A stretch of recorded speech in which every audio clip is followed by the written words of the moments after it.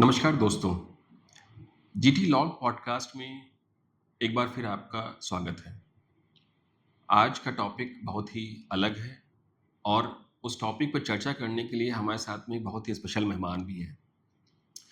Welcome doctor Sajjan Yadav sir. Thank you. Doctor साहब ministry of finance में additional secretary के post पे कार्यरत भी हैं।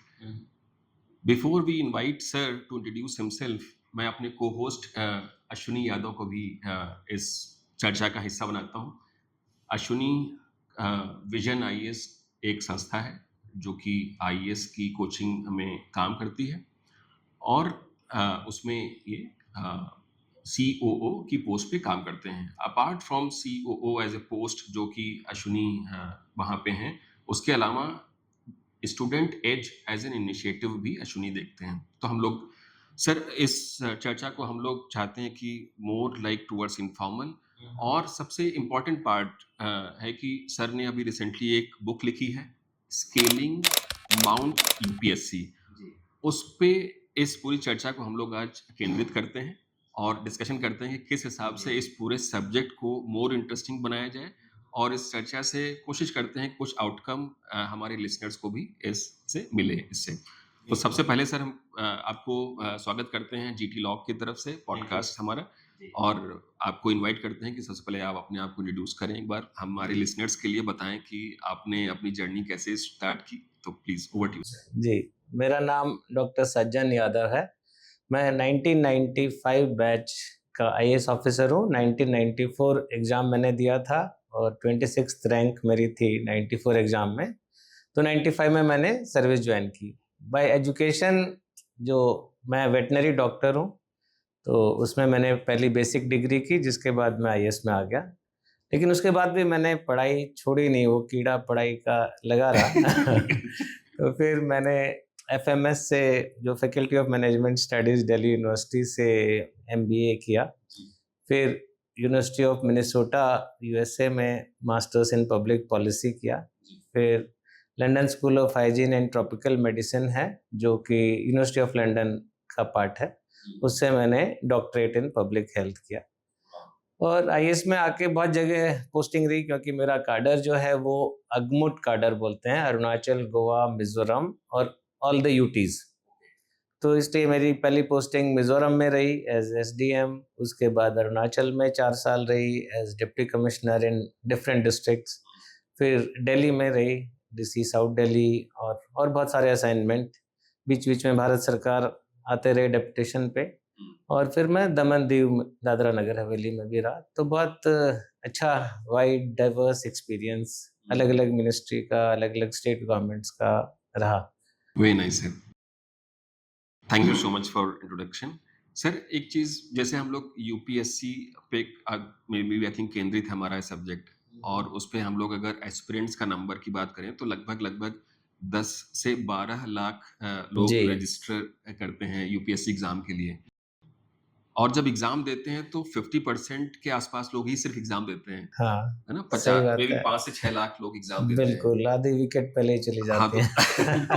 हाँ, तो आधे विकेट पहले गिर जाते हैं, बिल्कुल सही बात है। तो एक तो है कि लोग ऐसा क्यों करते हैं? पहला बहुत स्वाभाविक सा क्वेश्चन है जो हम नहीं लगता कि बहुत that comes to my mind. दूसरा है कि जो लोग कई सारे प्रयत्नों के बावजूद भी नहीं निकल पाते हैं, उन लोग के लिए क्या ऑप्शंस हैं? मैं आपको एक ऑप्शन और भी बताता हूँ। जैसे हमारे यहाँ पर मे बी जो ग्रीन ट्री ग्लोबल करके जो हमारी संस्था है, उसपे जैसे हमारे यहाँ पे 200 के आसपास में एम्प्लॉई हैं। तो लगभग 10 लोग ऐसे हैं एम्प्लॉई, लगभग 2.5% एम्प्लॉइज़ ऐसे हैं जो कि अ, वो इस तरह के एग्ज़ाम्स उन्होंने दिए यूपीएससी के, फेल हुए, और जस्ट बिकॉज़ वो सेलेक्ट इसलिए भी किए क्योंकि कहीं न कहीं उनकी जो ग्रिट है इन टर्म्स ऑफ लगे रहने की, ये कैरेक्टर मतलब विजुअलाइज़ किया गया। फिर दूसरा ये भी देखा गया कि मतलब उनकी जो नो हाउ है वो एक नॉर्मल लोगों से थोड़ी-सी बेहतर ज़रूर रहती है, क्योंकि डेफ़िनेटली, इतने सारे सब्जेक्ट्स वो पढ़ डेफ़िनेटली। चुके होते हैं। हुँ, हुँ। तो ये दूसरा मतलब एक तो है कि जैसे हमारे जैसे जो ऑर्गेनाइजेशंस हैं वो इस तरह के लोगों के लिए एक अच्छा कार्यक्षेत्र प्रोड्यूस करती हैं। बट इतने सारे लोग हैं जो कि नहीं कर पाते हैं। 5-6 लोग जो एग्ज़ाम देते हैं उसमें से मे बी 800 लोग फर्स्ट उसमें आईएएस की तरह होते हैं और रेस्ट जो है वो अदर उसमें और जाते भी हैं? कम है, आईएएस में तो 150 160 ही आते हैं। अच्छा सर, बाकी दूसरी सर्विस है, बाकी दूसरी आईपीएस सर्विस में। में, फॉरेन जी, सर्विस में, रेवेन्यू सर्विस जी, में, बाकी सर्विसेज में जी। लोग जाते तो हैं। ये 2 क्वेश्चन है सर। हाँ, 2 क्वेश्चन। तो पहला तो है कि आधे लोग कैसे गायब हो जाते हैं? 10 लाख भरते हैं तो बहुत, तो इसमें से कैजुअल अटेम्प्ट वाले हैं, जो कहते हैं कि चलो पापा ने बोल दिया आईएएस का एग्ज़ाम दे दो, या फ्रेंड आईएएस का एग्ज़ाम दे रहा है, या फैशन है कि देना है आईएएस का एग्ज़ाम, तो उसने फॉर्म भर दिया। तो ऐसे बहुत कैजुअल अटेम्प्ट वाले भी होते हैं। लेकिन एक बड़ा सेगमेंट है, मेरे को लगता है, जो कि एग्जाम के रिगर को देख के, उसकी टफनेस को देख के, उसमें जितना ज़्यादा कंपटीशन है उसको देख के डर जाता है। तो वो बोलते हैं डर गया वो मर गया, तो वो पहले ही मर जाते हैं, वो डर के पहले ही बाहर हो जाते हैं। तो वो इतनी हिम्मत नहीं जुटा पाते कि वो जाके एग्जामिनेशन सेंटर पे अटेम्प्ट कर पाएँ। तो उनको फेलियर का डर लगता है, उनको उसका एग्ज़ाम का टफनेस का डर लगता है, और उसमें उनकी गलती भी नहीं है, क्योंकि बहुत बार प्रॉपर गाइडेंस ही नहीं होती है कि करना क्या है, कैसे पढ़ना है, कैसे तैयारी करनी है, क्या किताब पढ़नी है, इतना सारा मटेरियल आजकल है, क्या सिलेबस है, कौन-सा क्वालिफाइंग एग्ज़ाम है, कौन-सा मार्क है जिसमें मेरिट लिस्ट में जुड़ेगा। तो एक गाइडेंस भी नहीं है, और मोटिवेशन कई बार नहीं हो पाता है इतना, तो इतनी हिम्मत या इतना कॉन्फिडेंस नहीं जुटा पाते, तो इससे आधे लोग गायब हो जाते हैं। लेकिन फिर भी 5 लाख लोग तो हैं, 5 लाख लोग अटेम्प्ट देने के लिए पहुँचे, इतनी हिम्मत करके जी, जी। एग्ज़ाम दिया, और उसमें से भी मेरे को लगता है 50% सीरियस अटेम्प्ट वाले होते हैं। जी, तो 2 ढाई लाख सीरियस कंटेंडर्स में से आपको साल में 1000 लोग सेलेक्ट होते हैं अलग-अलग सर्विस में। जी, आईएएस में तो 150 आते हैं, आईपीएस में लगभग उतने ही आते हैं। बाकी दूसरी जो 25-26 सर्विस का सिलेक्शन इससे होता है एग्ज़ाम से, उसमें जाते हैं। लेकिन ऐसा नहीं है कि जो पास नहीं हो पाए, जो सेलेक्ट नहीं हो पाए, वो उनको कुछ गेन नहीं होता है। हुँ, वो इतना बड़ा सिलेबस है जो कि आपका ज्ञान बहुत बढ़ा देता है। सबसे पहले तो सबसे इम्पोर्टेंट है नॉलेज, नॉलेज बढ़ जाती है। जो कि हर फील्ड में काम आती है। आपने भी कहा कि आपके यहाँ भी बच्चे आते हैं। हुँ, उसके अलावा बहुत सारा, कुछ बच्चे स्टेट सर्विस में चले जाते हैं, हुँ, कुछ बच्चे रेगुलेटरी बॉडीज़ आजकल बहुत हैं, उसमें चले जाते हैं। नाबार्ड है, आरबीआई है, या दूसरा IRDA, insurance regulatory development authority है। फिर बैंक पीओ में बहुत से बच्चे जाते हैं। सेंट्रल आर्म्ड पुलिस फोर्स का जो एग्ज़ाम होता है असिस्टेंट कमांडेंट वाला, उसमें जाते हैं, क्योंकि जो जनरल नॉलेज पार्ट है वो तो सब में सेम है। जी, जी, जो पैटर्न है लगभग सीसेट का पैटर्न है, या जनरल स्टडीज़ का पैटर्न है, वो लगभग सब में सेम है। तो उनके लिए और करियर ऑप्शन भी बहुत खुलते हैं। ऐसा नहीं है कि एक ही करियर ऑप्शन है, वो खत्म हो गया तो सब कुछ बंद हो गया। जी, और उनका पर्सपेक्टिव बहुत बड़ा हो जाता है। एनालिटिकल एबिलिटी बहुत अच्छी हो जाती है। हुँ, चीज़ों को कैसे, प्रॉब्लम को एनालाइज़ करना है, कैसे उसको लिखना है, क्योंकि रिटर्न, मेंस तो रिटर्न होता है, उसमें तो आपको प्रॉब्लम दी गई है, उसको आपको देना है, या आजकल क्या बर्निंग इश्यू चल रहा है उसके बारे में लिखना है। तो उनकी एनालिटिकल एबिलिटी, उनकी नॉलेज, उनका ग्रास्प ऑफ वेरियस इश्यूज, उनका कॉन्फिडेंस भी बढ़ता है। अगर एक भी स्टेज क्लियर हो जाती है तो उनको लगता है देखो, इन 10 लाख में से मैं उन 15,000 में हूँ जिसने प्रीलिम्स तो पास किया, सही बात। तो एटलीस्ट प्रीलिम पास कर जाता है, उसका कॉन्फिडेंस भी सोर अप हो जाता है। उसमें वो एंड्योरेंस आ जाती है, जिससे आपने कहा कि वो घंटों बैठ के पढ़ सकते हैं, तो घंटों बैठ के काम भी कर सकते हैं। हुँ, तो बहुत सारी क्वालिटीज़ और बहुत सारी नॉलेज केवल ये सीरियसली अटेम्प्ट करने से ही हो जाती है, और बहुत बहुत सारे दरवाजे भी खुल जाते हैं। तो बिल्कुल ठीक बात है। अच्छा सर, जैसे कमिंग टू योर बुक जिसमें एक चैप्टर 8 जिसमें आपने मेंशन किया है कि मतलब क्या-क्या नुस्खे हैं, क्या-क्या तरीके हैं आईएएस बनने के। मतलब you have written it to the core in terms of बिल्कुल सिंप्लीफाई करके कि अगर बनना है तो हम उसकी मतलब एक अर्ली स्टेज से शुरू करें, ना? तो वो वाला पार्ट है। तो मतलब इस तरीके के उसमें what is the may be specific age group या क्या-क्या ऐसा होता है, कभी-कभी होता है कि बच्चे हमेशा जो है उस तरीके के अपब्रिंगिंग माहौल का पार्ट होते हैं जहाँ पे हर माँ-बाप ही चाहता है कि उसका बेटा जो है आईएएस बने, है ना? क्योंकि ये चीज़ एक बहुत ही कॉमन सी चीज़ है, हमारे यहाँ एस्पिरेशंस जो हैं वो बिल्कुल स्काई रॉकेट हैं, है ना? और वो इसलिए भी है क्योंकि एक आईएएस को लोग देखते हैं कलेक्टर की फॉर्म में या अधिकारियों की उस तरीके से, और सभी माँ बाप का एक ही सपना होता है कि उसका बेटा जो है वो कलेक्टर बन कलेक्टर बन जाए। जाए। बिल्कुल। तो मतलब वो एक तो क्या है कि वो कैसे फोकस कैसे लाया जाए बच्चों में, किस एज ग्रुप से स्टार्ट होना चाहिए, फोकस कैसे लाया जाए, मतलब may be I think simple tips. Simple देखो, ये जो मैंने इस किताब में चैप्टर 8 लिखा है, वो मेरी नॉलेज के बेस पे नहीं है, पहला तो मैं क्लियर करूँ। क्योंकि मैंने तो एग्ज़ाम दिया था 1993, 94, अब 30 साल, 32 साल हो गए हैं।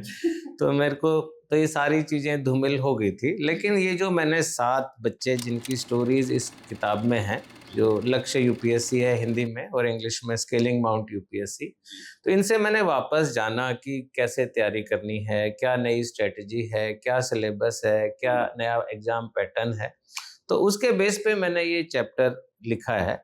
और इसमें जो आपने बात कही कि कैसे शुरुआत की जाए मेरे ख्याल से, क्योंकि हर माता-पिता काफ़ी एक बड़ी संख्या में चाहते हैं, स्पेशली जो रूरल एरिया है, छोटे शहर हैं या इवन बड़े शहरों में भी से भी बच्चे आते हैं, जो थोड़े उसके चैलेंजिंग Humble बैकग्राउंड background से, हम्बल बैकग्राउंड से हैं या इवन एफ्लुएंट क्लास से भी आते हैं। ऐसा नहीं है कि केवल गरीब लोगों के बच्चे ही एस्पायर करते हैं, पर उसमें ये एस्पिरेशन या वो आग कुछ करने की ज़्यादा होती है कंपेयर टू अदर किड्स।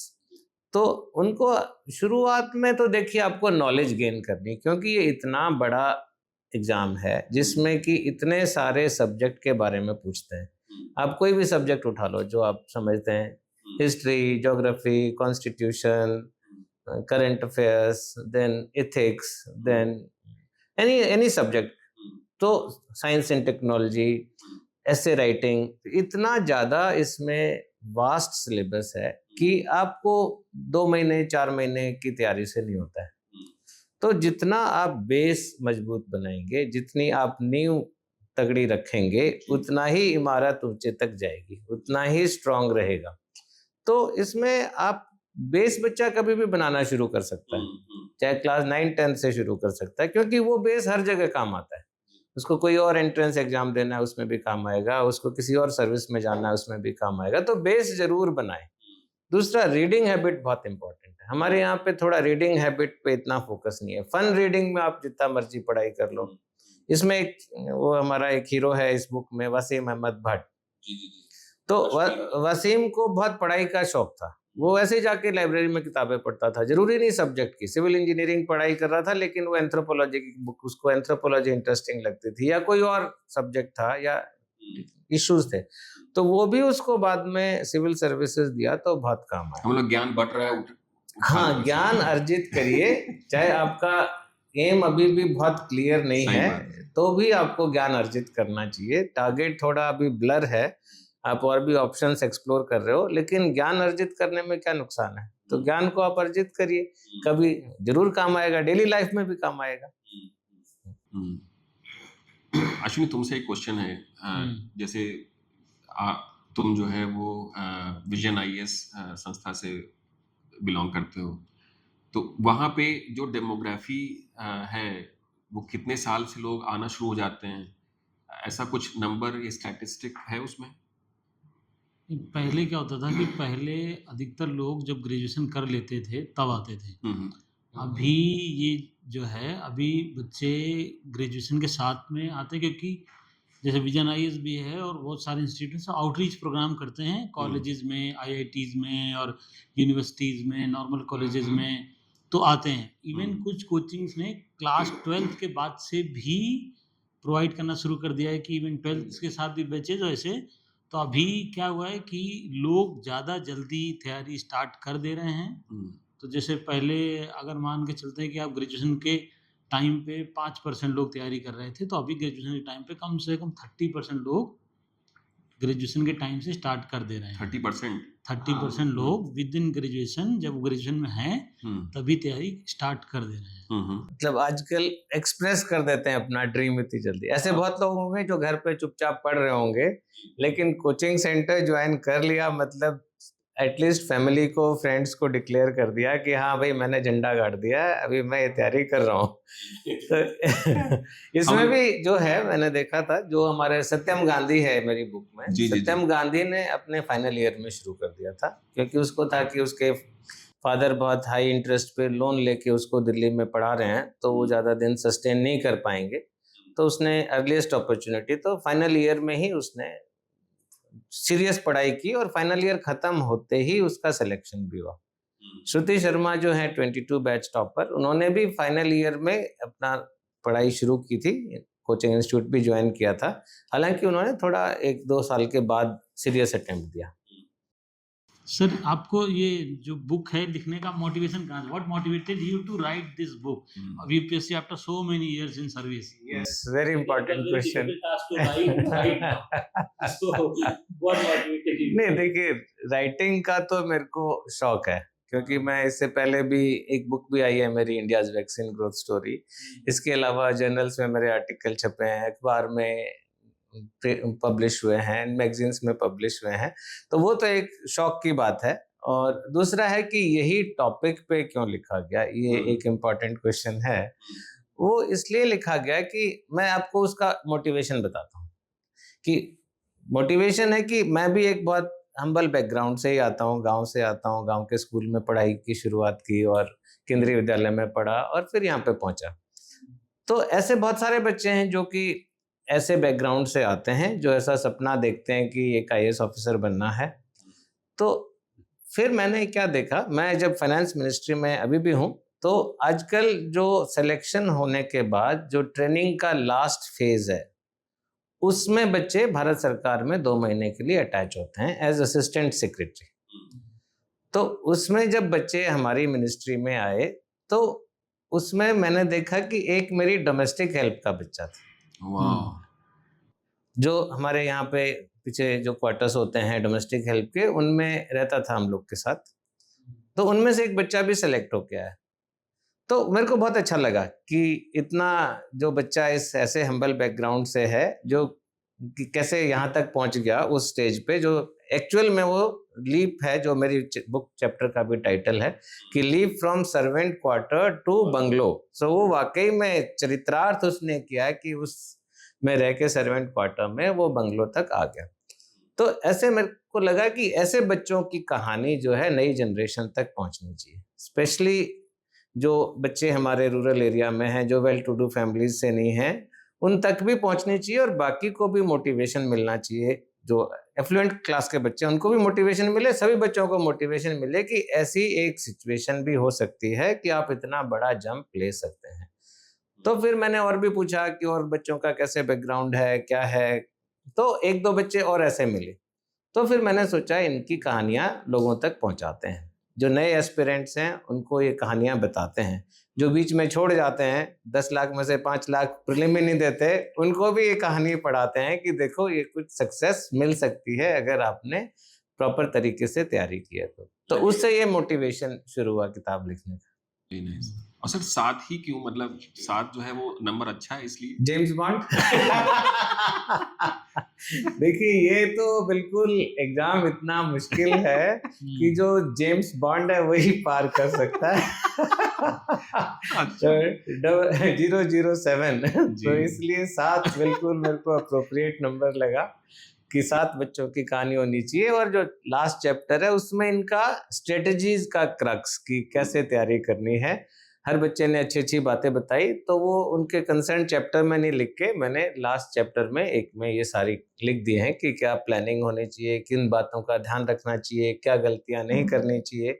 ये सब इसमें 8th चैप्टर में है। तो 7 स्टोरीज हैं इसमें। सर इसमें एक और चीज़ है, जनरली मैं देखता हूँ कि स्टोरीज जो हैं वो बिल्कुल मन को छू जाती हैं जब कोई ऐसी स्टोरी हो जो कि लेट अस से जैसे 12th फेल जैसी, है ना? आप वो मूवी देखिए तो हाँ, मैंने देखी। बच्चे जो हैं चाहे वो जिस एज ग्रुप से भी हों या बड़े भी जिस एज ग्रुप के हों, सबको लगता है कि कितनी कठिनाई से वो बच्चा ऊपर उठा और उसने एक इंस्पिरेशन जो कि उसके लिए एक सहारा बन गई, जो कि वो पुलिस ऑफिसर या IPS ऑफिसर था। और उस सहारे के बेसिस पे उसने अपने जीवन का एक दृढ़ संकल्प बना लिया कि अब मुझे कोई ऑफिसर ही बनना है। फिर उसको बाद में पता लगा कि नहीं IPS भी होता है। हाँ। फिर उसके बाद उसको IPS बन गया। यस। तो वो स्टोरी इतनी ज़्यादा मतलब लोगों को इसलिए भी टच की क्योंकि वो बहुत ज़ीरो लेवल से उठा था और वो हीरो बन गया। यस। तो मतलब इस तरह की स्टोरीज़ क्योंकि आपके पास स्टोरीज़ तो हज़ारों में हैं। This is also one of the criteria कि select those story which have that range, emotional quotient की रेंज की बात कर रहा हूँ। This is also one of the criteria या कुछ और भी criteria था इसका? क्राइटेरिया था कि जो बिल्कुल रिसेंट बैचेस के बच्चे हैं ना उनको लेना है, क्योंकि उनके पास जो गाइडेंस है, उनके पास जो स्ट्रेटजी है वो लेटेस्ट है। लिखने को तो मैं अपनी कहानी भी लिख सकता हूँ वो भी ऐसे ही है। लिखना ही चाहिए आप। हाँ, नहीं तो या और भी बहुत बच्चे हैं, कोई रिक्शा चलाने वाले का बच्चा बन गया है आईएएस ऑफिसर, कोई बिल्कुल तो ऐसे बहुत सारे बच्चे हैं। हर बैच में जो ये सेलेक्ट होते हैं, हर बैच में बहुत प्रोपोर्शन है बच्चों का जो बिल्कुल जो आप 12th फेल की बात कर रहे हैं, उससे भी ज़्यादा मोटिवेटिंग स्टोरीज़ बच्चों की हैं बहुत सारी। तो मेरा पहला क्राइटेरिया था कि लेटेस्ट बैचेज़ होने चाहिए ताकि अप टू डेट गाइडेंस बच्चों को मिले।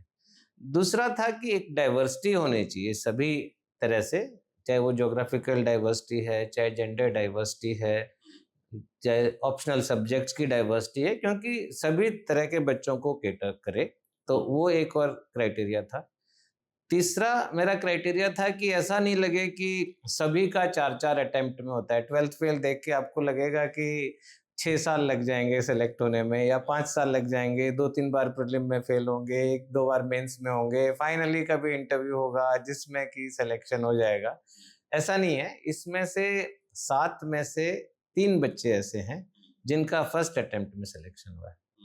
सत्यम गांधी है जिसका बिल्कुल first attempt immediately after graduation selection हुआ।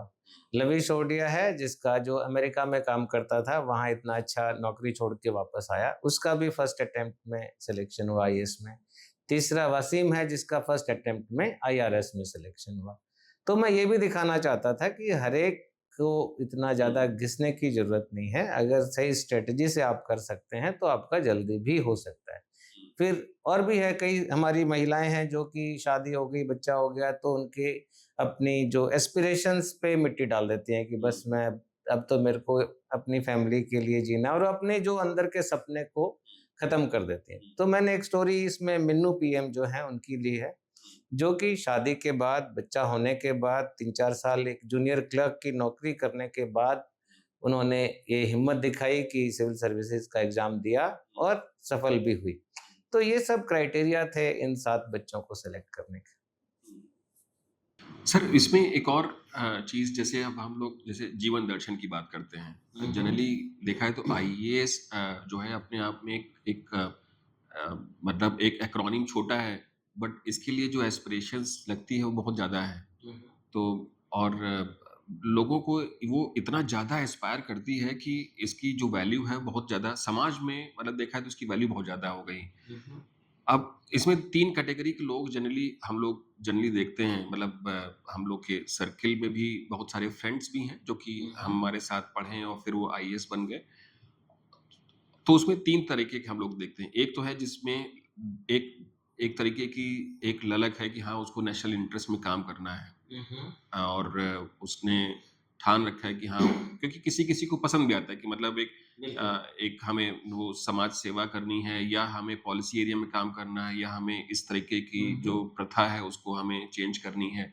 और एक है जिसमें कि मतलब एक दूसरी कैटेगरी है कि उसको मतलब जैसे फॉर एग्ज़ाम्पल जैसे 12th फेल वाले में ही था कि एक एक सिस्टम में उसको इतना परेशान कर दिया कि वो जो कर रहा था उसके बजाय फिर वो उसको लगा कि नहीं अब तो मैं पूरा सिस्टम ही चेंज कर दूँगा मैं, आग लगा दूँगा पूरा सिस्टम में, है ना? ऐसा तो मतलब क्या है कि वो भी एक कैटेगरी है कि उसको लगता है कि रोष बहुत है उसके अंदर और उसको सिस्टम को चेंज करने के लिए उसको लगता है कि बस मुझे वही तरीका है कि मैं एक लैडर में सबसे ऊपर पहुँच जाऊँ और तब जाकर के मैं सिस्टम को सुधारूँगा मैं, है ना? दैट इज़ मोर और लेस लाइक रिवेंज कैटेगरी हो गई। और एक तीसरी कैटेगरी भी है, जिसको लगता है कि मतलब सिस्टम में मतलब वो इतनी एक नीचे कैटेगरी में रहा है जहाँ पे उसका या तो शोषण रहा है उसकी फैमिली का या कुछ और चीज़ें रही हैं। उसको लगता है कि बस उसका एम जो है वो मतलब पैसा कमाना है। तो बहुत सारे ये 3 कैटेगरी हैं और हमें लगता है कि अ, जो तीनों कैटेगरी के अपने-अपने मायने हैं और पहली कैटेगरी में बहुत सारे लोग हैं। सिस्टम अगर चल रहा है तो मतलब सर्टेनली पहली कैटेगरी के कारण ज़्यादा चल रहा है। तो मतलब पूरा सिस्टम देखा जाए तो पूरी सरकार व्यवस्था, चाहे वो सेंट्रल गवर्नमेंट की हो, चाहे स्टेट गवर्नमेंट की हो, चाहे वो कुछ कैरेक्टर्स जो आपने इस बुक्स में भी लिखे हैं वो सब हों, कहीं न कहीं एक अच्छी एक वैल्यू सिस्टम पे ही बेस्ड है। तो ये जो अगर मैं वही दार्शनिक वाला बात कर रहा था कि अगर फिलोसॉफिकली इस पूरे सिस्टम को देखा जाए तो what intrigued people the most, ऐसी क्या चीज़ है जो लोगों के लिए ये एक करो या मरो टाइप की सिचुएशन जैसे मतलब एक पैदा कर देती है। ऐसे तो बहुत सारे लोग, बहुत सारे भी लोग हैं, आईएएस के अलावा भी बहुत सारी मतलब तरीके हैं लोगों के अपने लक्ष्य को अचीव करने का, बट इसका जो नशा है वो बिल्कुल अलग तरीके का है। तो ऐसी क्या चीज़ है जो कि मतलब लोगों को बिल्कुल इंट्रिग करती है, भर देती है बिल्कुल भावों से? हाँ, नहीं आपने कहा ना कि हर एक का ट्रिगर अलग-अलग होता है। जी, कोई ना कोई ट्रिगर पॉइंट होता है।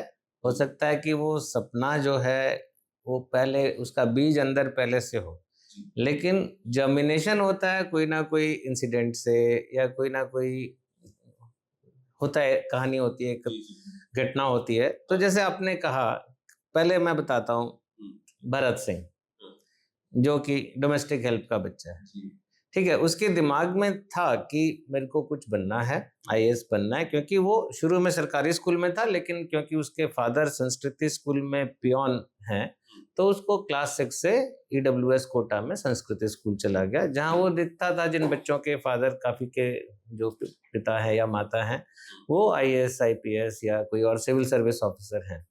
उसके दिमाग में ये घुसा हुआ था, लेकिन कोई सीरियस अटेम्प्ट उसकी तरफ नहीं था। तो उसने इंजीनियरिंग की, उसको लगा कि फैमिली को पैसे की, फंड्स की ज़रूरत है, इकोनॉमिक कंडीशन अच्छी होनी चाहिए। टाटा मोटर्स में प्लेसमेंट भी हो गया, नौकरी भी ज्वाइन कर ली। लेकिन एक स्टेज पे उसका एक ट्रिगर हुआ। वो लखनऊ में था ट्रेनिंग में, बहुत ठंड थी उस रात में, और वो कुछ उसकी तबीयत बहुत ज़्यादा खराब हो गई। वो खून आने लग गया खाँसी में, तो उसको लगा कि मैं तो गया, मैं अपनी फैमिली के लिए कुछ नहीं कर पाया। तो मेरे को तो कुछ बनना था, उसको याद आया कि मेरे को तो आईएएस ऑफिसर बनना था, तब जाके मैं अपनी फैमिली का वो स्टेटस का ट्रांसफॉर्मेशन कर पाऊँगा। हालाँकि काफ़ी ऊपर पहुँचा हूँ। उस दिन से उसने अगले दिन दवाई-ववाई ली, ठीक हुआ, फिर तैयारी शुरू की। तो उसका ट्रिगर पॉइंट वही था, हालाँकि उसके दिमाग में कई जगह घुसा हुआ था। लवीश ओडिया। लवीश ओडिया आप लोग की तरह IIT mechanical engineer IIT Mumbai में था। उसने उसका पहला एम था कि फैमिली ने लोन लिया हुआ है, मेरी पढ़ाई के लिए लोन चुकाना है। तो उसने बोला जो सबसे ज़्यादा रेम्युनरेशन, अच्छा पैकेज कंपनी देगी, मैं उसमें जाऊँगा प्लेसमेंट में।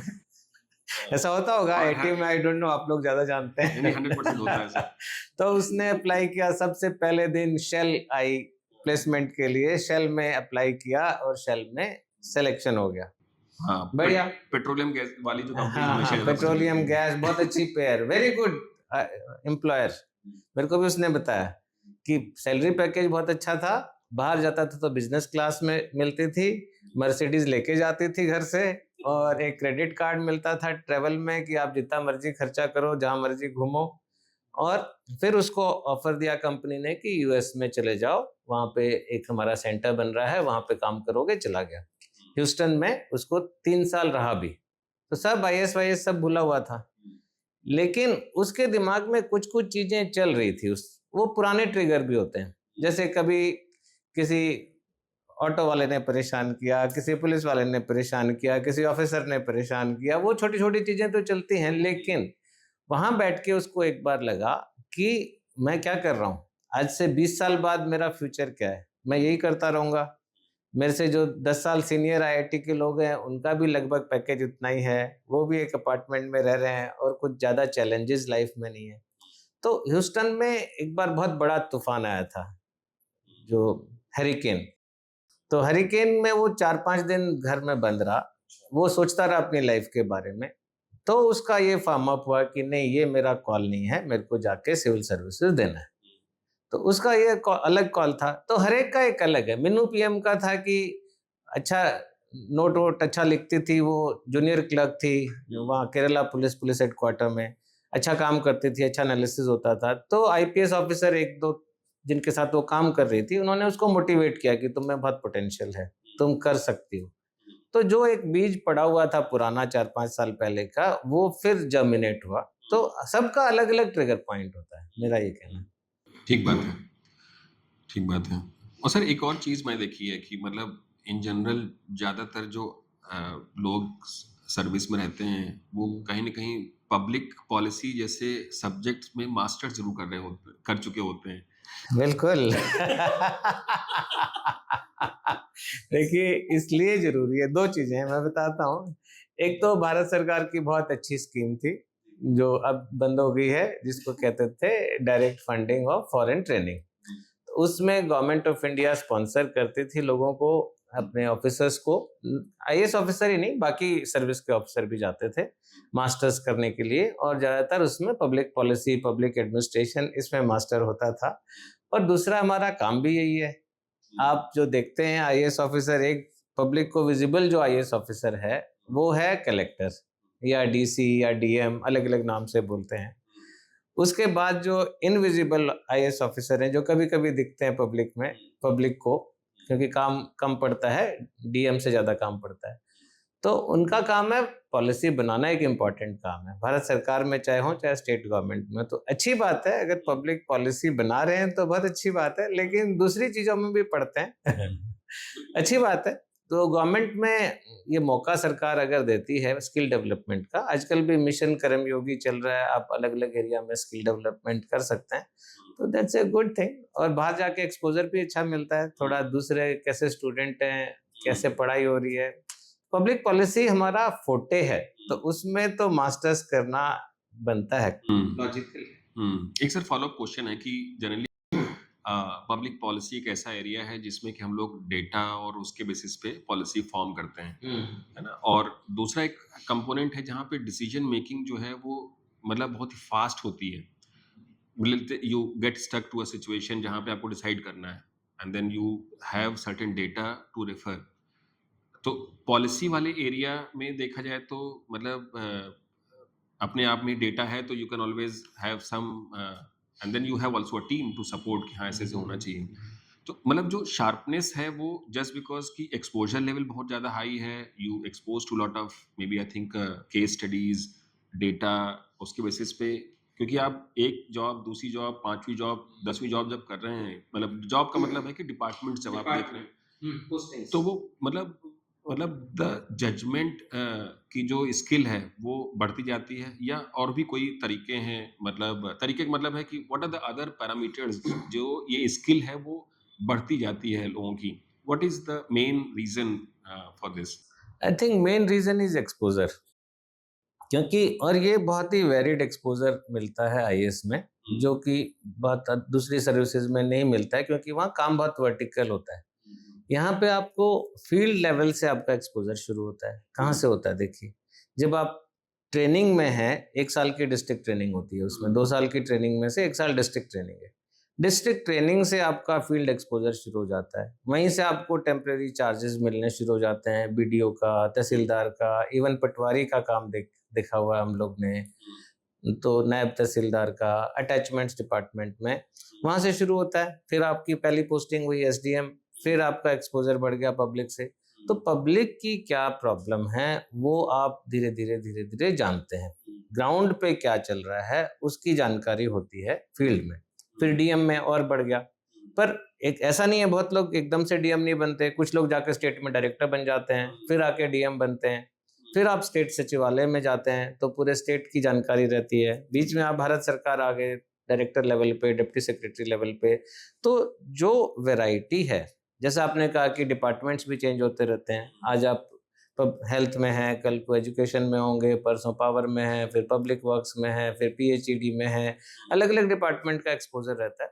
तो वो सारी चीज़ें, वो जो आपकी नॉलेज है, जो एक्सपीरियंसेस हैं, वो आपको पॉलिसी फॉर्मुलेशन में हेल्प करते हैं। ये इम्पोर्टेंट है। दूसरा है एविडेंस बेस्ड पॉलिसी मेकिंग, जो बहुत कीवर्ड है, विदेश में हमें भी पढ़ाया जाता था एविडेंस बेस्ड पॉलिसी मेकिंग। तो वो ज़रूर करना चाहिए। उसके लिए आपके पास सपोर्ट सिस्टम है। आपको एविडेंस इकट्ठा नहीं करना है एज़ ऑफिसर। आपके पास लोग हैं, एक्सपर्ट्स हैं, आपके पास कंसल्टेंट्स हैं, वो आपको एविडेंस बताएँगे। आपका जो इतना वेरिड एक्सपीरियंस है, जो नॉलेज है, उसके बेस पे आप उस एविडेंस को प्लेस कर पाएँगे कि इस एविडेंस के बेस पे और मेरे एक्सपीरियंस के बेस पे क्या पॉलिसी सही रहेगी। ओके। और कभी ऐसा भी हो जाए कि मतलब लेट अस से मतलब व्हाट आर द चांसेस कि based on the evidence only अगर वो पॉलिसी का जो डिसीजन है वो गलत हो जाए, ऐसा भी चांसेस होते हैं? हो सकता है, हो देखिए सकता है। पढ़ाते हैं, हमने तो पढ़ा है, मास्टर्स भी किया है। तो देखो पॉलिसी फॉर्मुलेशन साइकिल होती है, जी। हमें भी पढ़ाया गया मास्टर्स में। पॉलिसी फॉर्मुलेशन साइकिल क्या है? आपने स्टेक होल्डर कंसल्टेशन किया, की स्टेक होल्डर कंसल्टेशन किया, ड्राफ्ट पॉलिसी बनाई, पॉलिसी शेयर की, उसके बाद पॉलिसी इम्प्लीमेंट कर दी। इम्प्लीमेंट के बाद पॉलिसी का इवैल्यूएशन हुआ, उसमें क्या कमियां हैं वो ढूंढी गई, उसमें क्या शिकायतें आ रही हैं वो आएंगी, तो पॉलिसी ट्वीक होगी या पॉलिसी को साइड में रख दिया जाएगा, दूसरी पॉलिसी बनेगी।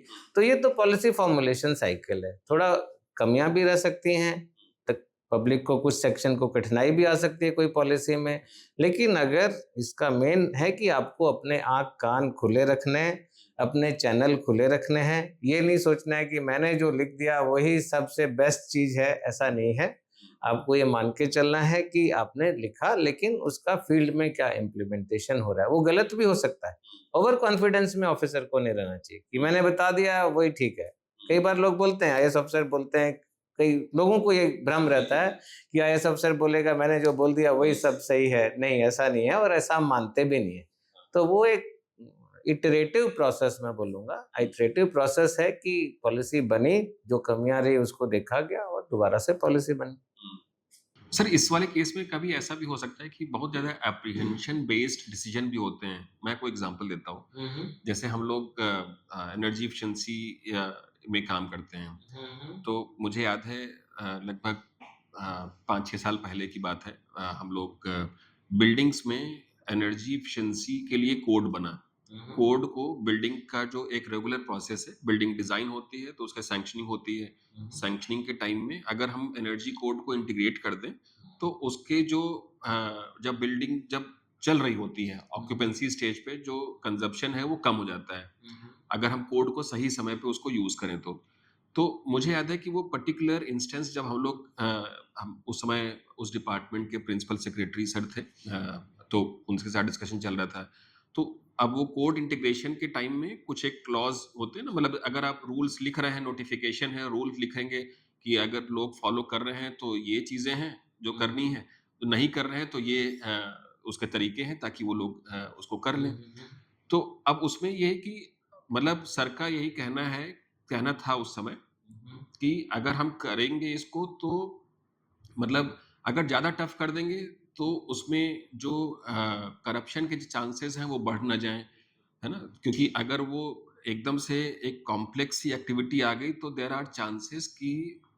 उसके बेसिस पे करप्शन जो है उसकी क्वांटिटी या जो मात्रा है बढ़ सकती है अब ये उनका अप्रीहेंशन ठीक भी हो सकता है और नहीं भी ठीक हो सकता है that is all his experience only और we really find that his statement stand still correct क्योंकि कई सारे स्टेट में क्योंकि बिल्डिंग्स जो है स्टेट सब्जेक्ट है काफी जगह पे वो उस तरीके की इंस्टेंसेस उनके डिसीजन के बेसिस पे लिए गए कि ऐसे ही होना चाहिए नहीं तो ऑलरेडी जो है बिल्डिंग या कंस्ट्रक्शन सेक्टर में बहुत सारे स्टेजेस पे एक करप्शन का कंपोनेंट रहता है तो उनका ये कहना है कि एक एडिशनल और विंडो ना खोल दी जाए बट अगर ऐसे मतलब जो लोग सबसे टॉप पे लीडर लेवल पे लोग हैं अगर वो इस तरीके की चीजों से जो सही तरीका है उसको नहीं इम्प्लीमेंट करेंगे तो एक्चुअल इम्प्लीमेंटेशन फिर कैसे होगा मतलब is it like the political alignment has to be there कौन टेक मतलब डिसीजन कौन लेगा to make that activity happen नहीं, पॉलिटिकल अलाइनमेंट और इम्प्लीमेंटेशन में तो कोई कोई लिंक रिलेशन नहीं नहीं है। है नहीं, बिल्कुल ठीक बात है ऑफिसर ब्यूरोक्रेसी तो न्यूट्रल है, हम ये मानते हैं कि ब्यूरोक्रेसी न्यूट्रल है। और आपने ये सही एग्जांपल दिया कि पॉलिसी फॉर्मुलेशन में उन ऑफिसर ने जो प्रिंसिपल सेक्रेटरी या सेक्रेटरी थे अपना एक्सपीरियंस यूज़ किया, जो फील्ड में उन्होंने देखा वो यूज़ किया कि अगर आप बहुत मुश्किल चीज़ बना देंगे तो उसमें करप्शन के बढ़ने के चांस हो जाते हैं, क्योंकि फिर वो बोलते हैं कि इतने सारे रूल हमें रिलैक्स करने पड़ेंगे आपके लिए, या जो भी चीज़ें हैं। तो वो उन्होंने बहुत अच्छा किया, और ऐसा ही होता भी है, पॉलिसी बनती भी ऐसे ही है। इसीलिए जो पॉलिटिकल हमारी एग्जीक्यूटिव है वो बहुत इम्पोर्टेंट है, क्योंकि वो दिन रात पब्लिक से जुड़े रहते हैं। वो जब, क्योंकि इलेक्टेड हैं, आज दिल्ली में बैठे हैं, कल लेकिन अपनी कॉन्स्टिट्यूंसी में जाएंगे, वहाँ क्या प्रॉब्लम हो रही है, कौन सी पॉलिसी गड़बड़ हो रही है, कौन ऑफिसर गड़बड़ कर रहा है, वो देखेंगे। तो पॉलिटिकल एग्जीक्यूटिव भी बहुत अच्छा गाइडेंस और इनपुट इस तरह की चीज़ों में देती है, और कई लोगों को लगता है कि वो इंटरफेरेंस है, पर मैं उसको बिल्कुल इंटरफेरेंस नहीं मानता हूँ। वो एक बहुत बड़ा सपोर्ट और गाइडेंस सिस्टम होता है, उसको यूज़ करना चाहिए। ग्राउंड रियलिटी वहीं से आती है। धीरे-धीरे बहुत ऑफिसर ग्राउंड से दूर भी हो जाते हैं। जितना हम ग्राउंड पे रहते हैं एसडीएम में, डीएम में या डायरेक्टर में डिपार्टमेंट के, तो सेक्रेटरी, प्रिंसिपल सेक्रेटरी या भारत सरकार में सेक्रेटरी में इतना फील्ड में नहीं जा पाते हैं।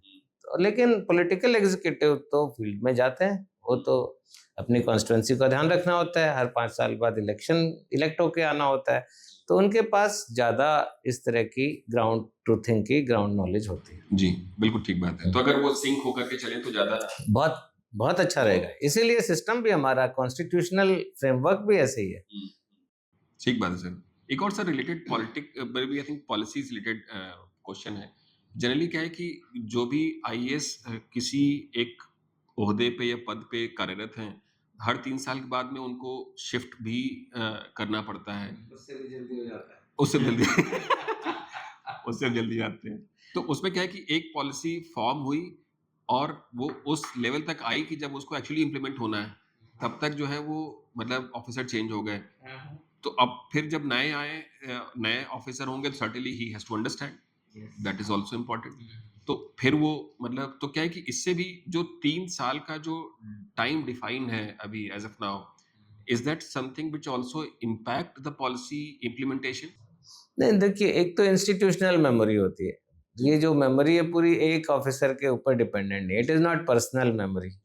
तो इंस्टीट्यूशन में तो ऑफिसर के अलावा बहुत सारे लोग हैं, जिनके पास है कि वो पॉलिसी क्यों बनी थी, किस लिए बनी थी, क्या इश्यू था। दूसरा, हमारा जो फाइल मेंटेनेंस वर्क है बहुत अच्छा है, जिसमें सारी नोटिंग साइड में पूरी जानकारी रहती है। लेकिन ये भी सही है कि एक टेन्योर जो है वो एक स्टेबल टेन्योर होना चाहिए, उसका फ़ायदा रहता है। और भारत सरकार में तो मैंने देखा है कि बहुत स्टेबल टेन्योर है, क्योंकि लेटरल ट्रांसफ़र बहुत ही कम होते हैं गवर्नमेंट ऑफ इंडिया में। अब मेरे को भी, मैं 4.5 साल से एक ही जगह पे हूँ, या बहुत सारे लोग हैं जो पूरा 5 साल, 6 साल एक ही डिवीज़न में या एक ही मिनिस्ट्री में करके जाते हैं। स्टेट गवर्नमेंट में भी जो आपको थोड़ा एप्रीहेंशन है ना, वो फील्ड लेवल पे ज़्यादा है कि डीएम का ट्रांसफ़र ज़रा जल्दी-जल्दी हो जाता है, या एसडीएम का ट्रांसफ़र जल्दी हो जाता है। स्टेट सचिवालय में भी इतना थोड़ा नहीं है फ्रीक्वेंट ट्रांसफर्स, लेकिन इंस्टीट्यूशन है, डॉक्यूमेंटेशन है, तो उसका ऐसा बहुत प्रभाव तो नहीं रहता है। एक और सर पर्सनल क्वेश्चन है कि जैसे मतलब when you transfer let's say, तो मतलब एक तो फैमिली के ऊपर इम्पैक्ट आता है, बच्चे भी सेटल हो रहे होते हैं, उनका स्कूल कॉलेज भी हो रहा होता है, तो उसका भी इम्पैक्ट रहता है पर्सनल मतलब लेवल पे, फैमिली लेवल पे। नहीं, देखिए, वो जो होता है ना, वो शुरुआती उसमें ज़्यादा होता है, जैसे मैंने बताया। तो मेरा शुरुआत में बहुत दूर-दूर ट्रांसफ़र रहे, मिज़ोरम, फिर अरुणाचल, फिर दिल्ली। पर उस समय इतने बच्चे इतने बड़े नहीं थे, उनकी इतनी बड़ी ज़िम्मेदारियाँ नहीं थी, और जब तक आपके बच्चे बड़े होते हैं, तब तक जनरली लोग स्टेट हेडक्वार्टर में आ जाते हैं। तो स्टेट हेडक्वार्टर में आपकी कहाँ पोस्टिंग है, उससे बच्चों को क्या लेना देना है, वो तो घर वहीं पे है। आपका बस अब दफ्तर बदलता है, आज गाड़ी यहाँ जा रही है, अगले दिन गाड़ी वहाँ चली जाएगी। तो और फॉर्च्यूनेटली मेरे साथ तो ऐसा कम ही हुआ है। पर हाँ, होता है वो, लेकिन हर जॉब में। अब हमारे जॉब में फिर भी कम है, क्योंकि आप 15-16 साल में कमिश्नर या सेक्रेटरी बन गए और स्टेट हेडक्वार्टर में आ गए। लेकिन बाकी जॉब है, बैंक की जॉब है, या और दूसरे ऑर्गेनाइजेशंस की जॉब है, ऑल इंडिया ट्रांसफ़र होता है, उसमें डेफ़िनेटली ये ज़्यादा आता है। आर्मी में होता है, मैं तो आर्मी से हूँ, आर्मी बैकग्राउंड से। तो आर्मी में जो लोग हैं, चाहे ऑफ़िसर हैं, चाहे जूनियर ऑफ़िसर्स हैं या जवान हैं, हर 2-3 साल में चेंज होता है। तो हमें तो बड़ा अच्छा लगता था, एक केवी चला गया, अब दूसरे केवी में पहुंच गए, वहां नए फ्रेंड्स बन गए, नए नेबर्स आ गए, नया घर मिल गया। तो इसमें Change क्या होता रहता चेंज होता रहता था, अच्छी बात है, इसको इतना दुख मनाने की कोई बात नहीं है। अच्छा। अजय सर, इसमें एक और रिलेटेड क्वेश्चन है कि जैसे वो भी आपके बच्चों के लिए ही है कि मतलब जैसे आपके बच्ची का नाम सिया और बेटे का नाम करण है, जी। तो मतलब उनके ऊपर भी एक अनड्यू प्रेशर रहता हो कि मतलब फादर तो आईएएस ये तो है, बिल्कुल बिल्कुल है। आपको नहीं लगता सचिन तेंदुलकर के बेटे पे बहुत प्रेशर रहा होगा हाँ कि वो बिल्कुल अच्छा क्रिकेटर कैसे, मतलब उसका कंपैरिजन वहां हो जाता है ना, या अमिताभ बच्चन के बेटे अभिषेक बच्चन पे कितना प्रेशर है, या और जिन्होंने अच्छा किया है लाइफ में, तो इसी तरह हमारे बच्चों पे बिल्कुल प्रेशर रहता है, क्योंकि उनका कंपैरिजन या जो होता है वो ऑब्वियसली बट नेचुरल है कि पापा तो इतना काम करते हैं, या पापा ने ये पढ़ाई की, पापा ने तो गोल्ड मेडल जीता, तो तुम लोग क्यों नहीं कर रहे हो? तो वो उनका, वो पैदा हुए तो मेरे को किसी ने बहुत पहले कहा था, एक बड़ी सिंपल सी लाइन है हाँ कि advantages and disadvantages go together. हाँ तो उनको ये बहुत एक एडवांटेज भी है कि अच्छे सही घर बात में है। या अच्छी स्टेबल उसमें पैदा हुए, लेकिन डिसएडवांटेज भी है कि उनको और बेटर करके दिखाना है और एक्सेल करके दिखाना है। Very nice. तो इससे सर एक और जैसे coming back to your book only now, मतलब जो भी आपने 7 लोगों की जो लाइफ जर्नी के बारे में लिखा है, मतलब which one is the most may be important story जो कि आपको लगता है कि that may might have inspired you but it will certainly inspire others? देखिए, इसमें सारी स्टोरी बहुत अच्छी हैं और अलग-अलग बैकग्राउंड के लोगों को अलग-अलग स्टोरी रेजोनेट करेगी, क्योंकि अलग-अलग इंस्टीट्यूशन से हैं, अलग-अलग स्टेट से हैं, अलग जेंडर से हैं, अलग ऑप्शनल सब्जेक्ट से हैं। तो मेरे को भी पार्ट-पार्ट में हर एक की स्टोरी में बहुत सारी चीज़ें अच्छी लगती हैं। ऐसा नहीं है कि, और जब आप कोई भी बात कर रहे हैं, कुछ भी बता रहे हैं, तो मैं उसको कनेक्ट कर पा रहा हूँ कि अच्छा लविश के साथ ये हुआ था, या भरत के साथ ये हुआ था, मिन्नू के साथ ये हुआ था, अंजलि के साथ ये हुआ था, श्रुति के साथ ये हुआ था। तो हर एक का अपना है। लेकिन फिर भी इसमें आप देखेंगे कि अंजलि की स्टोरी बहुत अच्छी है, बहुत उसका जो लड़की जिसकी आंखें चली गई थी क्लास 10th में, उसकी स्टोरी बहुत ही इंस्पायरिंग है कि उसको अच्छा भला सब कुछ दिखता था, लाइफ नॉर्मल थी, केवी में पढ़ रही थी, हालांकि है बिल्कुल लोअर मिडिल क्लास फैमिली से, फादर फैक्ट्री में काम करते हैं लोअर लेवल पे। तो लेकिन अचानक अंधेरा छा गया, अचानक दोनों आंखें चली गई, 100% ब्लाइंड हो गई। नेचुरल उसको कुछ बीमारी हुई होगी और वो अचानक ही हुआ, ऐसा जी। नहीं कि वो धीरे-धीरे आई साइट कम हुई हो। उसको अचानक बीमारी हुई, सिर में बहुत तेज दर्द हुआ, और जब वो बेहोश हुई और जब उठी तो आँख दिख नहीं रहा था कुछ भी। तो ये तो बिल्कुल जैसे फ़िल्मों में हम लोग देखते थे कि अचानक कुछ एक्सीडेंट हुआ और सब चारों तरफ अंधेरा ही अंधेरा है, वैसा था। हाँ, वो ऐसा होता था काफ़ी मूवीज़ में, उसको कुछ हाँ, नहीं लगा, काफ़ी बस मूवीज़ में। आँख की जो है रोशनी चली जाती थी। बिल्कुल, उसको मैंने कहानी की शुरुआत भी उसी इंसिडेंट से की है कि वो हॉस्पिटल में है और वो अपने पापा को कहती है कि पापा लाइट जला दो, मेरे को कुछ दिख नहीं रहा है, जब उसको होश आता है तो। हुँ, और उसके पापा कहते हैं कि अरे अभी तो 3 बजे हैं दोपहर के, तुमको लाइट है, ध्यान से देखो, आँख खोलो। तो कह रही नहीं, मेरे साथ मजाक मत करो, मेरे को कुछ नहीं दिख रहा है, लाइट जलाओ नहीं तो मेरे फ़ोन की बैटरी ऑन कर दो, डोंट जोक।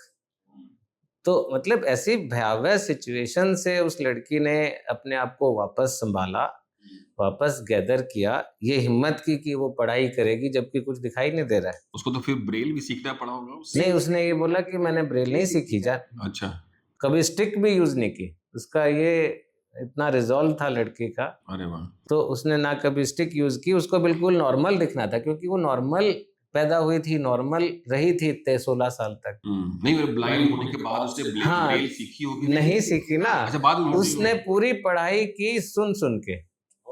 तो पहले वो स्कूल में मतलब 1 साल का गैप रहा, उसने पूरी हिम्मत की कि मैं जाके वापस अपना स्कूल जॉइन करूँगी। पापा का हाथ पकड़ के वापस अपने केंद्रीय विद्यालय में गई, हालाँकि 1 साल पीछे हो गई। और जो क्लास में टीचर पढ़ाती थी, वो बात ध्यान से सुनती थी। घर जाके फिर पेरेंट्स को रिक्वेस्ट करती थी कि लेसन पढ़ के सुना दो। और उसको बहुत खराब लगता था जब वो पीटी पीरियड है, स्पोर्ट्स पीरियड है, सब बच्चे चले जाते थे खेलने, वो बेचारी क्लास में बैठी रहती थी अकेली। लेकिन फिर भी उसने हिम्मत की, फिर कॉलेज ज्वाइन किया, फिजिकल कॉलेज किया, ऐसा नहीं है कि उसने डिस्टेंस लर्निंग से पढ़ाई की।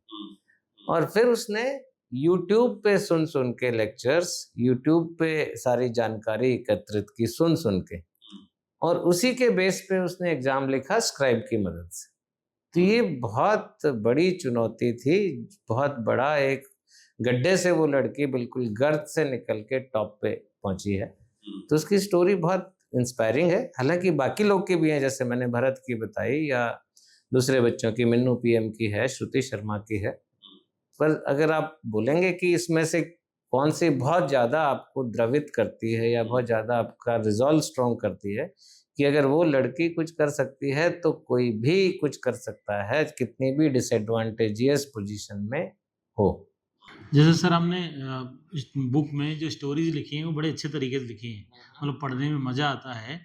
और सातों स्टोरी को जैसे देख करके मुझे लगता है कि 12th फेल में भी चर्चा हुई, ये हुआ कि मूवी के तरीके से लगता है कि किसी को दिख नहीं रहा है एक दिन अचानक। ये सारे स्टोरी, क्योंकि अब सारे लोग गवर्नमेंट ऑफ इंडिया के लिए काम कर रहे हैं, ये सारे स्टोरी जोड़ करके एक बड़ी अच्छी फिल्म बनाई जा सकती है, ठीक है, जिसमें सारे कैरेक्टर बाद में मिलते हैं इन पे 7 ठीक है? फिल्म बनाई जा सकती हैं, एक फिल्म नहीं बनाई जा साथ सकती। एक भी बनाई जा सकती है कि वो सारे लोग एक जगह मिल रहे हैं, हाँ, तो आप बिल्कुल। चाहोगे कि कोई इसकी फिल्म बनाए। ये रियल लाइफ में सब अलग-अलग थे। जो हाँ। असिस्टेंट सेक्रेटरी उस समय 2021 बैच था, जिसके कि 3 बच्चे इसमें हैं। भरत है, मिन्नू पीएम है, सत्यम है। बाकी श्रुति शर्मा 22 बैच की हैं, ये अंजलि 23 बैच की हैं, वसीम 23 बैच के हैं और लविश 20 बैच के हैं। तो अलग-अलग जगह के हैं। नहीं, आप चाहोगे पर हम कि बुक पे फिल्म बने। बिल्कुल बननी चाहिए, क्योंकि मेरा तो पर्पस है कि मोटिवेट हो हमारे बच्चे। ऐसा नहीं कि जिसको आईएएस बनना है वही मोटिवेट हो। कोई भी फील्ड में एक्सेल करना है तो ये इतने स्ट्रॉन्ग कैरेक्टर्स हैं, इनका इतना स्ट्रॉन्ग रिजॉल्व है, स्ट्रॉन्ग इनकी स्ट्रेटजीज रही हैं कि ये सक्सेसफुल हो पाए। तो वो सक्सेस मंत्रा तो सेम ही है, चाहे आपको माउंटेनियरिंग में माउंट एवरेस्ट पे चढ़ना है, चाहे ओलंपिक में गोल्ड मेडल लाना है, चाहे आपको एक अच्छा डांसर बनना है, चाहे अच्छा कॉर्पोरेट सेक्टर में एक्सेल करना है, एंटरप्रेन्योर बनना है। कुछ लोग कहते हैं कि यूपीएससी की तैयारी करके टाइम नहीं वेस्ट करना चाहिए। जो लोग कॉर्पोरेट में हैं, सीधे गए हैं, इंजीनियरिंग किया है, चले गए। आईआईटी आईएम वाले बहुत सारे लोग ऐसे हाँ, हैं, आपको बिल्कुल। ट्विटर पे सब जगह मिल जाएगा, जो कहते हैं कि आप टाइम वेस्ट कर रहे हो यूपीएससी की तैयारी करके यूथ ईयर। हाँ, दूसरे वो लोग हैं जो यूपीएससी के डोमेन से या तो आईएएस बने खुद या फिर तैयारी करवा रहे हैं। वो सब कहते हैं कि हर आदमी को एक बार यूपीएससी की तैयारी देना करनी चाहिए। चाहिए 2 साल कम से कम। आपको क्या लगता है, करनी चाहिए कि नहीं करनी नहीं, चाहिए? मेरे को लगता है कि कॉल ना अंदर से आती है, कि जो आपके अंदर से आपका दिल कह रहा है वो काम करना चाहिए। अगर आपकी कॉल है कि सोशल सर्विस करनी है या सरकार में काम करना है, देश में चेंज लाना है, मैक्रो लेवल पे काम करना है, तब आप जरूर सिविल सर्विसेज के लिए सीरियसली अटेम्प्ट करो। अगर आपकी कॉल है कि पैसा कमाना है तो जाइए, फिर आप कॉर्पोरेट सेक्टर में अच्छी सैलरी, अच्छा पैकेज में लीजिए। आपकी कॉल है कि मेरे को एक पर्टिकुलर डिसिप्लिन में एक्सेल करना है, मेरे को तो ये वाला काम ही करना है, ये फिजिक्स का कुछ करना है या स्पेस में कुछ करना है, तो आप जाइए। आपको आपके अंदर की कॉल है कि मेरे को तो घूमना है पूरी वर्ल्ड में, तो हो सकता है कि सिविल सर्विस में आपको मौका नहीं मिले, फिर आप कॉर्पोरेट में जाइए या आप अपना बिजनेस करिए। तो एक अंदर की कॉल बहुत जरूरी है। लेकिन मैं एक साथ में ये भी जोड़ना चाहूंगा कि इसमें आपका नुकसान नहीं है। अगर आप 1-2 साल सीरियस तैयारी करते हैं तो आपको वो हर फील्ड में बाद में काम आती है। नहीं, जैसे इसी में जो लोग कहते हाँ। हैं कि तैयारी करनी चाहिए, उनका हाँ। कहना होता है हाँ, कि जो पॉलिटी, हिस्ट्री, ज्योग्राफी इंडिया की हमें हाँ। पढ़नी चाहिए थी अच्छे से, 6, 7, 8 से 9 तक, वो पढ़ी नहीं होती है। अगर आप यूपीएससी की तैयारी 1 साल से करते हैं तो आप ज्यादा अच्छे सिटीजन बन पाते हैं। मतलब आपका, जैसे आपने भी बात में बोला कि वेस्ट नहीं जाएगा, आपको कोई नुकसान नहीं हो रहा है। हाँ, नहीं, नया- नया सिखा देगा वो। नॉलेज बढ़ेगी, आपको बहुत सारी क्वालिटीज सीखने को मिलेंगी। पर ऐसा नहीं है कि आप आर्मी सर्विस की तरह, जैसे बहुत देश में होता है कि 5 साल तो फौज का सर्विस करनी है, ऐसे तो कंपलसरी नहीं कर सकते इसको। नहीं, कंपलसरी नहीं, वो कहते हैं कि कि जिसको करना चाहिए कि हमको लगता है फिर विजन में ज्यादा लोग हाँ। आएंगे। नहीं वो जो नहीं, मेरा तो यही ये भी हो सकता है। अभी मैं अगला क्वेश्चन पूछूंगा, ठीक है सर। जैसे इस बुक को लेकर के देखिए, वो वाला तो वो जो सेलिब्रिटी टीचर है उन्हीं का स्टेटमेंट है, ठीक है, कि आना चाहिए। और मेरा डाउट है, मेरा जेन्युइन डाउट है, देखिए मैं मतलब विजन से हूँ, लोग वो अगर ज्यादा लोग तैयारी इस किताब को पढ़ने से, मेरा तो इंटरेस्ट है ही है, जितने लोग आएंगे यूपीएससी की तैयारी में उतना अच्छा है। लेकिन मैं इंडिया का नागरिक भी हूँ भाई, यूथ का टैलेंट भी नहीं बर्बाद होना चाहिए। तो उस मुझे ये भी डाउट रहता है, जैसे मैंने खुद आईआईटी के बाद में तैयारी की थी और मुझे रिग्रेट नहीं कि मैंने तैयारी में 4-5 साल लगाए, क्योंकि मैं जब कोपेनहेगन मतलब जब मैं गया था पहली बार डेनमार्क, तो मुझे नहीं पता था कि डेनमार्क अलग देश है, इसकी अलग राजधानी है, ठीक है।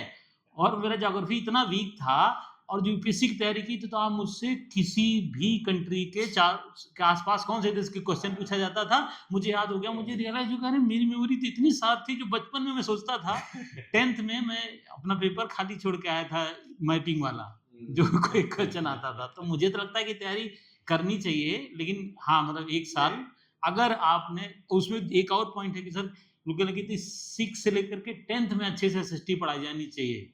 नहीं, देखिए स्कूल में तो अच्छे से पढ़ा ही जानी चाहिए। ऐसा नहीं है कि आपने स्कूल के दिनों में पढ़ा नहीं और फिर केवल इसलिए पढ़ें कि आपका जनरल नॉलेज अच्छी हो जाए। लेकिन मैं फिर कहूँगा कि अंदर की कॉल पे चलना चाहिए। ऐसा नहीं है कि आपके अंदर वो जज्बा ही नहीं है, आपके सपने ही कुछ अलग हैं। तो देखो, पढ़ाई लिखाई तो नॉर्मल चीज़ है। आप बहुत बच्चे हैं, जो लोग हैं बुक्स पढ़ते हैं, रीडिंग का शौक है, तो नॉलेज बढ़ जाएगी। तो केवल इसलिए कि नॉलेज बढ़ानी है उसके लिए सिविल सर्विस की तैयारी करें, नहीं। और आपको अपने अंदर से जाना चाहिए, बट कोई रिग्रेट भी नहीं है। अगर कोई 2-3 साल पढ़ता है, वो एक अच्छा नागरिक बनता है, एक अच्छी नॉलेज उसकी बढ़ती है, किसी भी फील्ड में अच्छा काम कर सकता है। तो ये भी एक प्रिस्क्रिप्शन गलत है कि भाई हर एक को करनी ही चाहिए। ये भी प्रिस्क्रिप्शन गलत है कि नहीं करनी चाहिए। जिसको जो अच्छा लगता है वो करे, बिल्कुल।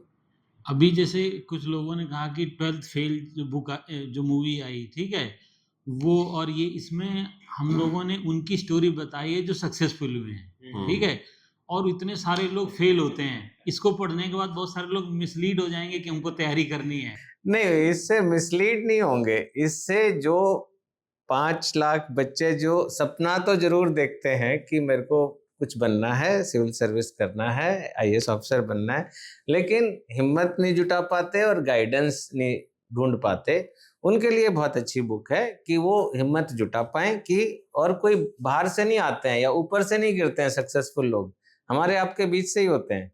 तो हम लोग का भी कैसे कॉन्फिडेंस बना था। जब मैं था अपनी यूनिवर्सिटी में, तो देखता था कि हर साल एक दो बच्चे का सिलेक्शन हो रहा था। तो वो एक बहुत बड़ा मोटिवेटिंग फैक्टर था कि ऐसा नहीं है कि उस समय हम तो बहुत डरते थे आईआईटी वालों से कि ये तो आईआईटी का आदमी है, तो बहुत ही नॉलेजेबल है, इसका तो मैथ्स फिजिक्स में ही सारा सिलेक्शन हो जाएगा। लेकिन जब ये देखते थे कि हमारे ही कॉलेज के एक सीनियर का हो गया, तो एक बहुत बड़ी हिम्मत आती थी। अब इस बुक में भी जो बच्चे हैं अलग अलग बैकग्राउंड के, जब इसको बुक को पढ़ के वो ये महसूस करेगा कि ये तो मेरे जैसा ही था जिसका सिलेक्शन हुआ, इसका तो सिमिलर ही बैकग्राउंड था, इसका तो सेम ही ऑप्शनल था, तो वो हिम्मत बच्चे को आएगी। और जो चैप्टर 8 में जो गाइडेंस है हर स्टेज के लिए, और या प्रीफेस में जो एग्जाम पैटर्न है, तो एक बुक पढ़ के ये वन स्टॉप सॉल्यूशन मैं मानता हूँ कि बच्चे के मोटिवेशन और गाइडेंस के लिए अच्छा है। तो बुक पढ़नी चाहिए और कुछ सीख के ही जाएगा। अगर सिविल सर्विसेज के चक्कर में आ गया, जरूर लाइफ में सक्सेसफुल होगा, चाहे आईएएस बने चाहे नहीं बने। अभी जैसे आपने बोला कि इस बुक को उनको भी पढ़ना चाहिए जो आईएएस की तैयारी नहीं भी करने आ रहे नहीं, हैं, हाँ बिल्कुल इससे मोटिवेट पढ़ना चाहिए। होंगे, उनका ग्रेट इंप्रूव होगा। मैं कह रहा हूँ दोनों को करना चाहिए। एक वो जो किसी भी फील्ड में जाना चाहते हैं, जो सिविल सर्विस नहीं करना चाहते हैं, लेकिन उनको भी इससे पढ़ के बहुत सारा मोटिवेशन मिलेगा अपने फील्ड में काम करने का। चाहे एंटरप्रेन्योर ही बनना है उसको, या उसको कुछ अपना कॉर्पोरेट सेक्टर में ही जॉब करना है, पर ये बुक बहुत चीजें सिखाती है। और दूसरा है वो बच्चे जो जिनके मन में इच्छा है कि बनना है, सिविल सर्विस एग्जाम देना है, आईएएस बनना है, माउंट यूपीएससी को स्केल करना है, तो उनको वो बेटर प्रिपेयर करेगा in terms of motivation, in terms of knowledge of exam pattern, in terms of क्या गलती हो सकती है या क्या ध्यान रखना चाहिए। अच्छा सर, जैसे इसमें आपने बोला कि 3 लोगों की स्टोरी हुई जिन्होंने फर्स्ट अटेम्प्ट में क्रैक किया, ठीक है? तो फर्स्ट अटेम्प्ट में जो लोग क्रैक करते हैं, उनमें से बहुत सारे लोग 1 साल की तैयारी से ही नहीं क्रैक कर रहे होते हैं, उनका तो कुछ बैकग्राउंड भी होता है और कुछ तैयारी काफ़ी दिन से कर रहे होते हैं। तो आपका इन लोगों के साथ में क्या पर्सपेक्टिव है कि वो केवल 1 साल तैयारी किए, फर्स्ट अटेम्प्ट मीन्स 1 ईयर और फर्स्ट अटेम्प्ट मीन्स देखो अलग-अलग हैं। सत्यम गांधी से जितना मैंने जाना, उसने कॉलेज का जो फाइनल ईयर था, उसके डे 1 से तैयारी शुरू की और उसी साल एग्ज़ाम भी लिखा। जब तक कॉलेज ख़त्म हुआ, उसका सिलेक्शन हो गया। हालाँकि नॉर्मल से थोड़ा पीरियड उसको ज़्यादा मिला कि बीच में कोविड आ गया था, तो 2-3 महीने एक्स्ट्रा बोनस में मिल गए। तो ये उसका है। जो वसीम भट्ट है, वो भी अपना ग्रेजुएशन करके कश्मीर से आया। फर्स्ट ही अटेम्प्ट में 1 ही साल की तैयारी में उसने भी किया। वो भी कोविड पीरियड था तो 1-2 महीना बोनस ज़रूर मिला होगा।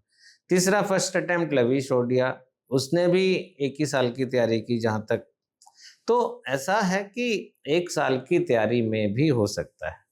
ये नहीं है कि 1 साल की तैयारी में नहीं हो सकता है, पर इंटेंसिटी बढ़ानी पड़ेगी।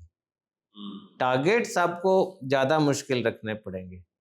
अब लविश का था कि मैंने ये टारगेट तो रख दिया, अब मैं सोऊँगा नहीं जब तक ये टारगेट पूरा नहीं होगा, चाहे मैं 3 घंटे ही सोऊँ रात में। तो मेरा आज का टारगेट खत्म करके ही सोऊँगा। सत्यम का था कि नहीं रात दिन मेट्रो में भी कॉलेज जाना पड़ रहा है तो मेट्रो में भी पढ़ता जा रहा है, आते हुए भी पढ़ रहा है, जाते हुए भी पढ़ रहा है, 1-1 मिनट का हिसाब रख रहा है। तो पीरियड कम है तो प्लानिंग बेटर हो, इंटेंसिटी ज़्यादा हो। पीरियड ज़्यादा होगा अगर आपकी वही है कि इंटेंसिटी इन्वर्सली प्रोपोर्शनल है, इंटेंसिटी कम होगी, प्लानिंग थोड़ी ढीली होगी, नंबर ऑफ आवर्स आपने दिए वो कम होंगे तो थोड़ा ड्यूरेशन ज़्यादा लग सकती है। और फिर एक फॉलो क्वेश्चन इसमें कि मतलब व्हाट इज मोर इम्पोर्टेंट और may be I think what is more rewarding, persistency और डिलीजेंस? नहीं रिवॉर्डिंग तो दोनों ही हैं, ऐसे नहीं मतलब दोनों है। इम्पोर्टेंट है, नो डाउट। लेटेस्ट से जैसे आपने एक एग्जांपल लिया, बहुत ठीक बात है कि 1 साल में जिसने निकाला है तो उसको 24 आवर्स वही सोचना है। हाँ। इंटेंसिटी बहुत हैवी हो गई उसकी, यस, है ना? तो यस। अब इसमें क्या परसिस्टेंसी भी चाहिए और डिलीजेंस भी चाहिए, हाँ। है ना? लेकिन सब लोग तो उस लेवल पे नहीं आ पाते हैं। आप देखिए अगर नंबर भी देखा जाए जो लोग निकलते हैं, may be I think 10 to 20% जो कि इस 1 साल में ही उन्होंने फर्स्ट अटेम्प्ट हाँ, निकाल वो के बहुत कम है। द प्रोपोर्शन है, आपने भी डेटा एनालाइज़ किया होगा। आई थिंक 10% से ज़्यादा नहीं होगा, जो फर्स्ट अटेम्प्ट में ही निकल जाते हैं, क्योंकि सिलेबस बहुत वास्ट है ना। बहुत वास्ट है। तो उसको 1 साल में तैयारी करना, उस इंटेंसिटी से करना बहुत मुश्किल है। उस पे वो पूरा ध्यान रख के प्लानिंग से करना, क्योंकि बहुत बार बच्चे कहते हैं कि एक बार तो मैं बस अटेम्प्ट करके देख ही रहा हूँ, कॉन्फिडेंस ही नहीं होता है। तो मेरा खुद का ऐसा ही था। मैंने शुरू की तैयारी जो है जून में हमारा होता था प्रीलिम्स, मैंने फरवरी में तैयारी शुरू की। जून में अटेम्प्ट है, हाँ ठीक है। हाँ, और फरवरी में मैंने तैयारी शुरू की 93 में और पहला मेरा अटेम्प्ट था 93 जून में। लेकिन इंटेंसिटी से की, प्रीलिम क्लियर हुआ, लेकिन मेरे को कॉन्फिडेंस नहीं था कि प्रीलिम क्लियर हो जाएगा। उस समय हमारे समय में 2 महीना लग जाता था रिजल्ट आने में, तो 2 महीने मैंने वेस्ट किए कि नहीं होगा अगले साल देखेंगे। लेकिन प्रीलिम क्लियर हो गया, फिर इंटेंसिटी से किया, मेंस दिया, तब मेंस में भी थोड़ा ज़्यादा समय मिलता था, दिसंबर जनवरी में मेंस होते थे।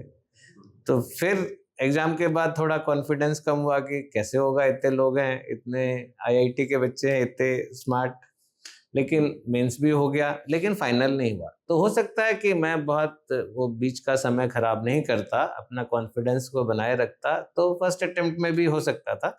तो मंत्र यही है कि अगर आप पूरी इंटेंसिटी से, पूरी शिद्दत से, पूरा समय देके 12 से 14 घंटे दिन में पढ़ते हैं, लगे रहते हैं, तो फर्स्ट अटेम्प्ट में भी हो सकता है।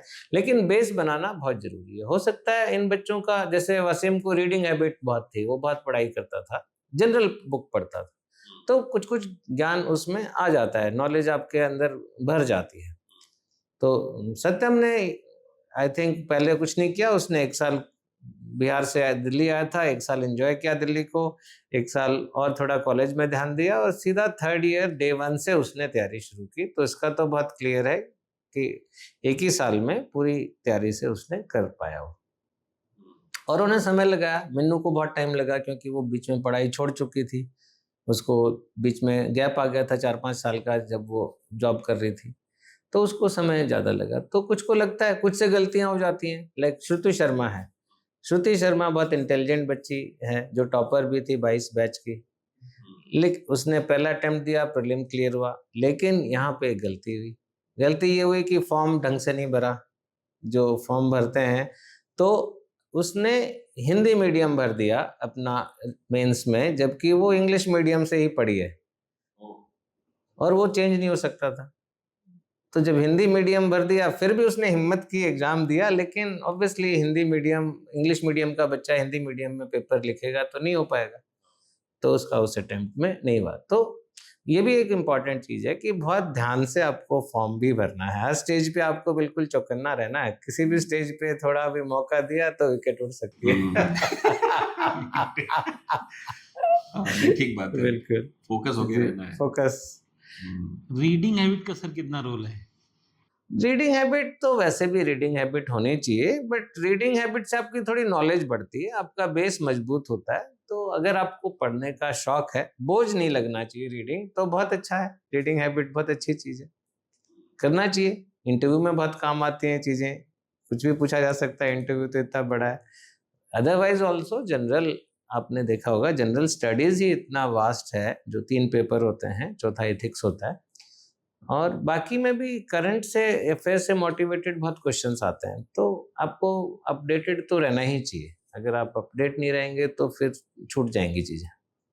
आपने सर इतने सारे डिपार्टमेंट में सर्व किया है, मतलब which one is the most exciting period for you? देखिए, मोस्ट एक्साइटिंग आप किसी भी आईएएस अफसर से पूछ लीजिए, मोस्ट एक्साइटिंग वो बोलेगा जब मैं डीएम था उस जिले में या जब मैं कलेक्टर था वहां पे। कलेक्टर, डीएम, डिप्टी कमिश्नर एक ही है, अलग अलग राज्य में अलग अलग बोला जाता है। तो सबसे एक्साइटिंग पीरियड वही होता है, क्योंकि उसमें आपका लोगों से डायरेक्ट इंटरेक्शन है। लोग सीधा अपनी प्रॉब्लम बताते हैं, आप प्रॉब्लम सॉल्व करते हैं, तो वो एक सेटिस्फेक्शन होता है।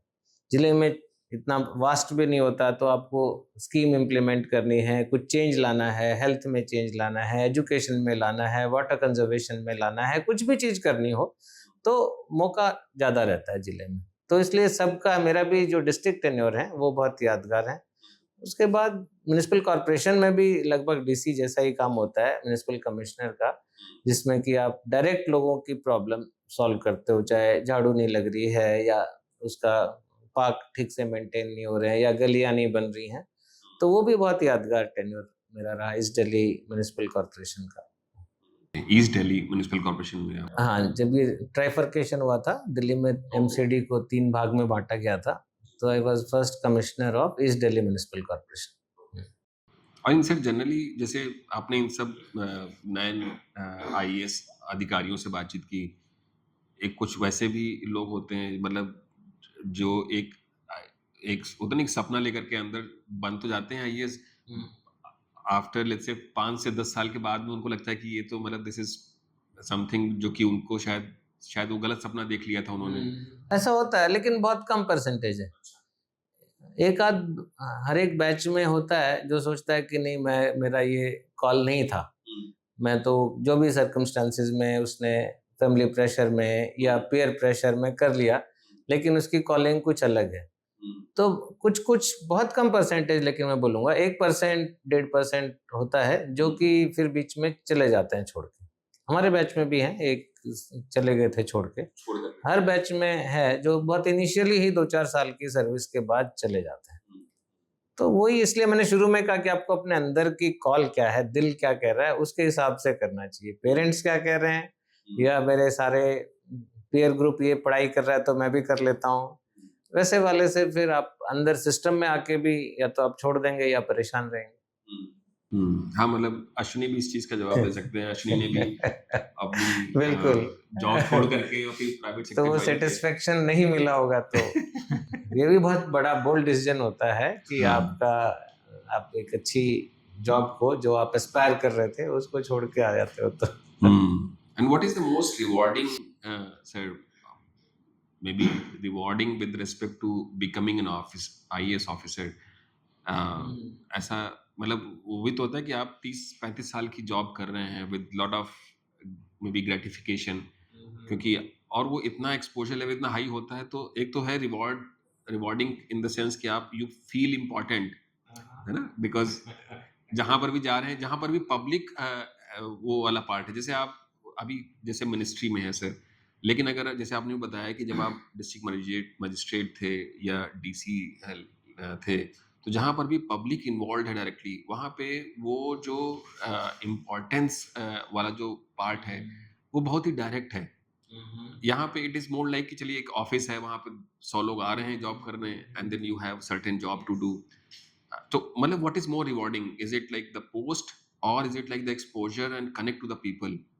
कि मेरे को लगता है सबसे रिवॉर्डिंग आप कब फील करते हो या सेटिस्फाइड कब फील करते हो, जब आपकी पुरानी जगह जहां आप 10 साल पहले थे, 8 साल पहले थे, 20 साल पहले थे, वहां से कोई आपको आके फीडबैक देता है कि अरे वहां के लोग अभी भी आपको याद करते हैं, आपने ये काम वहां किया था, अभी भी लोगों को याद है। तो ऐसा बहुत होता है, और सबसे ज्यादा मेरे को तो वही सबसे सेटिस्फाइंग लगता है कि मैं यहाँ पे मैं बताता हूँ, जब मैं उसमें था अरुणाचल के, जो मैंने बात की इंसिडेंट की, वो है 1999 2000 का, और मैं यहाँ दिल्ली में फूड कमिश्नर था 2016 15-16 में, तो इतने साल हो गए थे। तो यहाँ भारत सरकार के फूड सेक्रेटरी से एक मीटिंग में मैं मिला, उन्होंने कहा कि अरे मैं गुवाहाटी गया था, वहाँ एक ऑफिसर आपको याद कर रहे थे कि आपने ये काम अच्छा किया था। या मैं तवांग में था, बिल्कुल चाइना बॉर्डर पे, वहाँ हमने बहुत काम किया था मोनेस्ट्री में और दूसरी चीज़ों में। तो वहाँ से अगर 10 साल बाद कोई ये फीडबैक आपको लाके देता है कि वहाँ के लोग आपको अभी भी याद करते हैं, या एमसीडी ईस्ट एमसीडी वाले अभी भी आपको याद करते हैं, या कोई भी जगह हो, तो वो बहुत सेटिस्फेक्शन होता है। इसके आगे जो भी आपको रिवॉर्ड मिल जाए, अवार्ड मिल जाए, वो कुछ नहीं है। अगर लोग आपके काम को याद कर रहे हैं, वो सबसे बड़ा रिवॉर्ड है।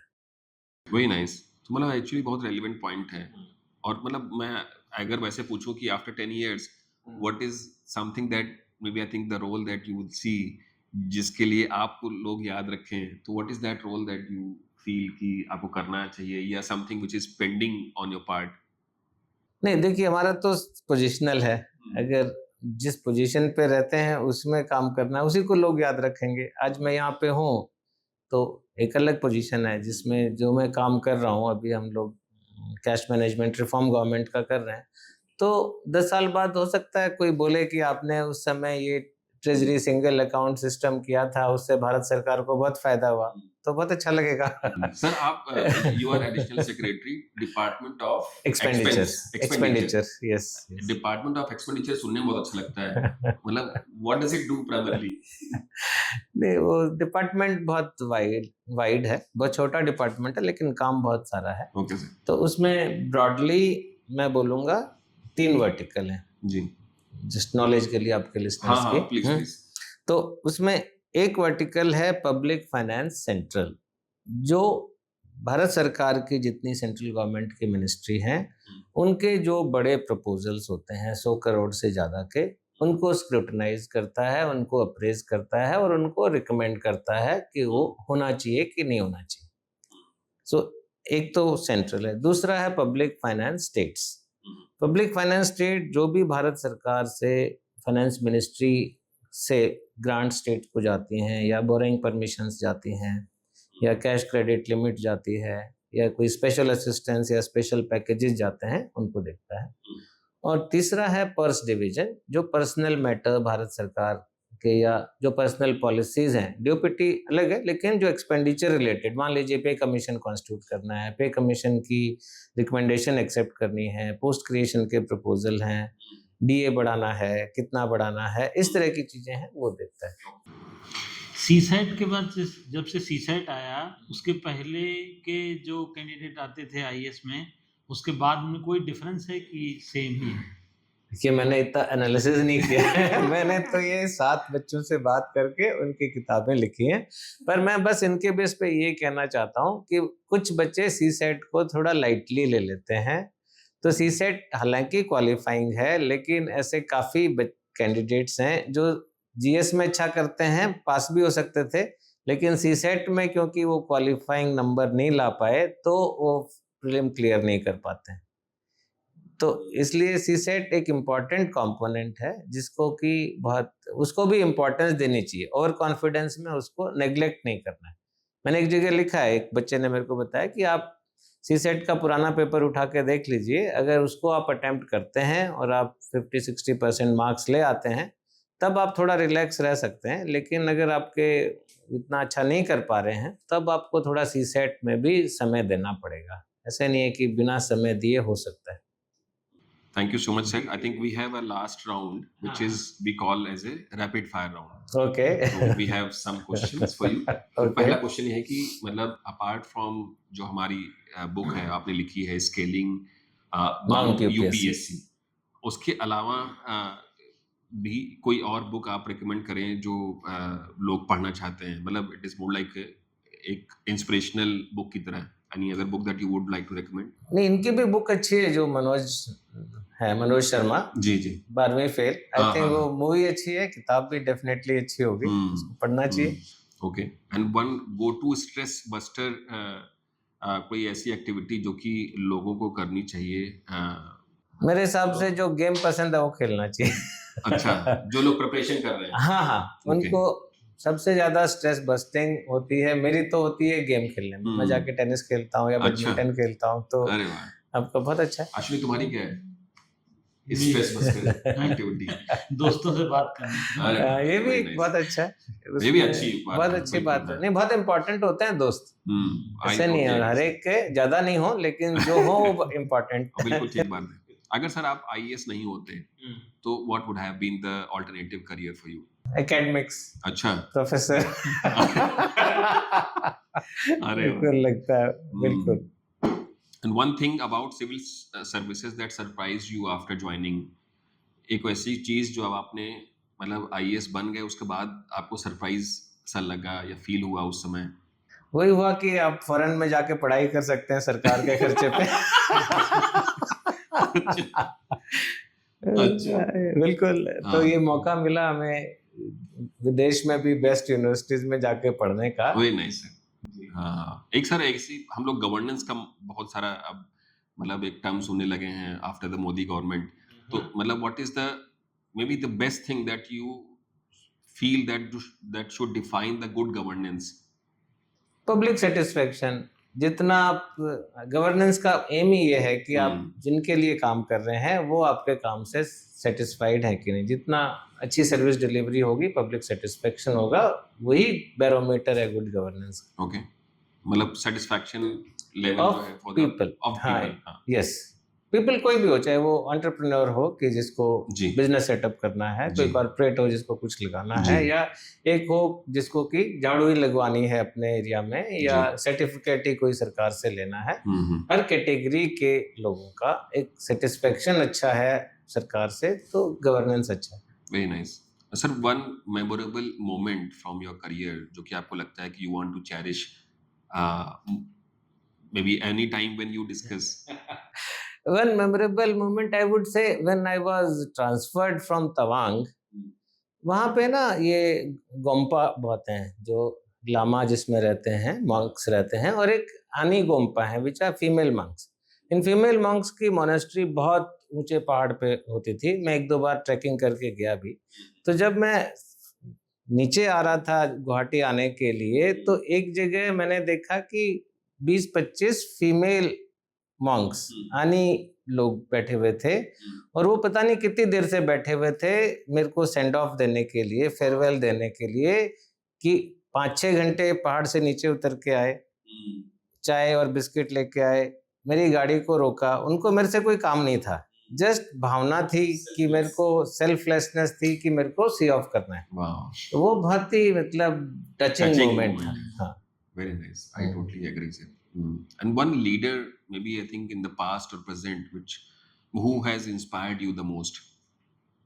कोई भी हो सकता है, not only the political but anyone who you feel that someone who is playing like a leader role. Past means freedom fighters हाँ, वाले। हो सकता है, कोई भी हो सकता है सर। सुभाष चंद्र बोस। ओके, तो आप गरम दल को आप जो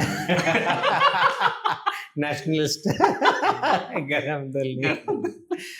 वो सिविल सर्वेंट भी थे। वो सिविल Civil सर्वेंट servant, थे, yes. इंटेलेक्चुअल भी थे। यस सिविल सारे जो सर्वेंट भी थे, फ्रीडम फाइटर भी थे, वॉरियर भी थे। जी जी जी, बिल्कुल नहीं, मतलब मैं इस चीज वो को मना नहीं जस्टिफाई कर होता है रहा आपका हूँ। मैं पर्सनालिटी। मैं बिल्कुल मैं भी उनका बहुत हाँ बड़ा मतलब आई थिंक एडमिरेबल हूँ। हम्म, और one favourite may be I think method to unwind yourself. Favourite method तो मैंने बोला कि गेम्स, आई लव Games हो गए। गेम्स, आउटडोर इंडोर कोई भी हो, not card games. Not card. अच्छा, one sustainable habit that you have adopted lately. Sustainable for health or environment or Anything, what? anything. I do kitchen gardening, अरे वाह। which is also a good unwinding thing. हाँ, So I love that. किसान का बेटा हूँ। किसान का बेटे। Very nice, sir.